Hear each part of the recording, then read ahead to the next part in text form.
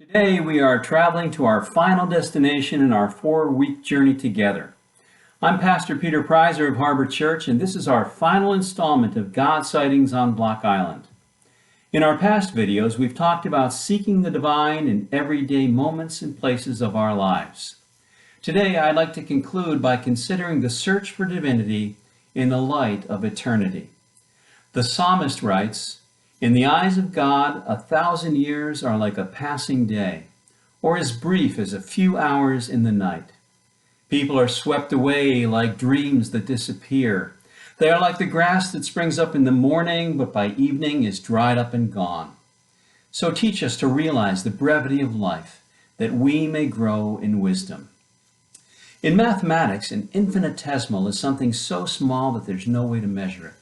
It's a number just this side of zero, next to nothing. Any finite number, when contrasted with an infinite number, is a relative infinitesimal. So, in comparison with the light of eternity, our brief time on this earth is infinitesimally short. What are the possibilities of a life after this one? Do we have eternal souls? Do they endure after this life? Perhaps most important, how does the existence of God matter when considering these questions? A gambler might say that even if the possibility of eternal life is a long shot, the alternative is a worse bet by far. This was precisely Pascal's wager, the philosophical argument presented by the 17th century French mystic, mathematician, and physicist Blaise Pascal. He posits that humans bet with their lives that God either exists or does not. Pascal argued that a rational person should live as though God exists and seek to believe in God. Pascal argues that his proposition is one of infinite force, where there is the finite to risk but the infinite to gain. Pascal concludes that this question functions like a coin toss. We must decide whether to live as though God exists or as though God does not. In Pascal's assessment, we are all participating in this metaphysical bet, either knowingly or not. He says, yes, you must wager. It is not optional. You are embarked. Which will you choose then? Let's see. Since you must choose, let's see which interests you least. You have 2 things to lose, the true and the good, and 2 things to shun, error and misery.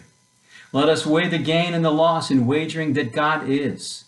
Let us estimate these 2 chances. If you gain all. If you lose nothing. Wager then, without hesitation, that God is. We have arrived at historic Dodge Cemetery, the final destination of our 4-week journey through God Sightings, and the final journey of everyone who moves through this mystery of life. King Solomon, renowned for his wisdom, wrote to remind us that this destiny awaits us all. He said, "The day you die is better than the day you were born. Better to spend your time at funerals than at parties. After all, everyone dies, so the living should take this to heart. A wise person thinks a lot about death, while a fool thinks only about having a good time today." Is there life after this life? What is life eternal? The Apostle John wrote, "This is eternal life, that we may know you, the one true God, and Jesus Christ, whom you have sent." And the prophet Isaiah said, "Seek the Lord while he may be found, call upon God while he is near." My hope and prayer for all of us in this coming year is that we will look for God sightings in our lives each day, and that we will be thrilled, amazed, and changed for the better as we discover the divine in our midst. Thanks for watching, and God bless you.